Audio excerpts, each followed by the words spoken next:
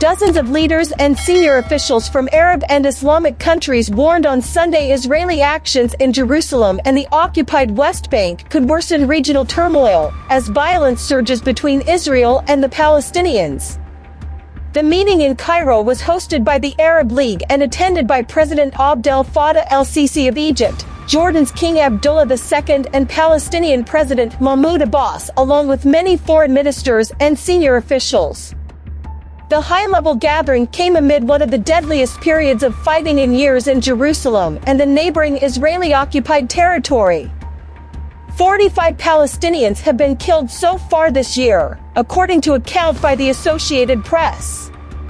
Palestinians have killed 10 people on the Israeli side during that time.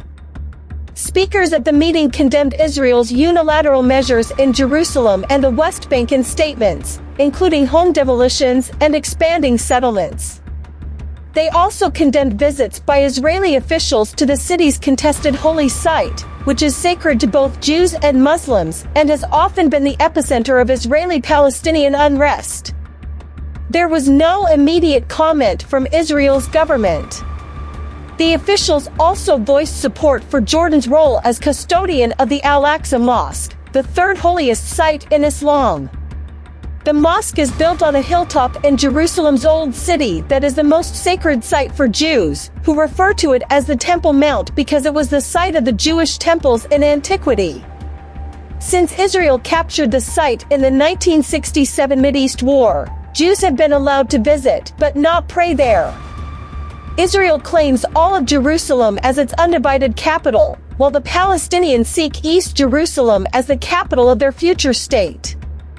Calling Jerusalem the backbone of the Palestinian cause, el-Sisi warned of dire repercussions of any Israeli move to change the status quo of the holy site, saying they would negatively impact future negotiations to settle the Israeli-Palestinian conflict. He said such measures would impede the long-sought-after two-state solution to the conflict, which would leave both parties and the whole Middle East with difficult and grave options. El-Sisi, whose country was the first Arab nation to establish diplomatic ties with Israel, called on the international community to reinforce the two-state solution and create conducive conditions for the resumption of the peace process. King Abdullah II also called for Israel to cease its violations and incursions into the Al-Aqsa Mosque.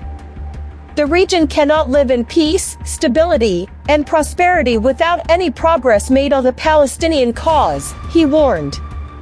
Ahmed Abulgait, the Secretary General of the Pan-Arab Organization, also warned that attempts to partition the Al-Aqsa Mosque and obliterate its Arab and Islamic identity would fuel endless unrest and violence.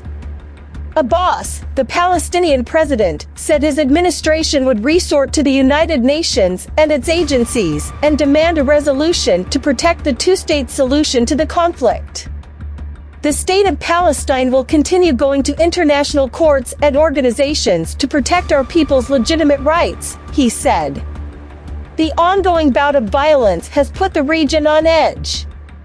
Last month, U.S. Secretary of State Antony Blinken met with Egyptian, Israeli, and Palestinian leaders and urged them to ease tensions. Israel is run by Prime Minister Benjamin Netanyahu's new far-right government.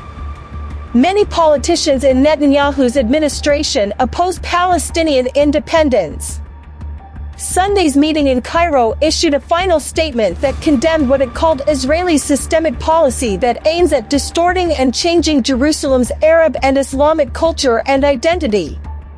The communiqué also urged the International Criminal Court to pursue its investigation and hold those responsible for Israel's alleged war crimes and crimes against humanity accountable.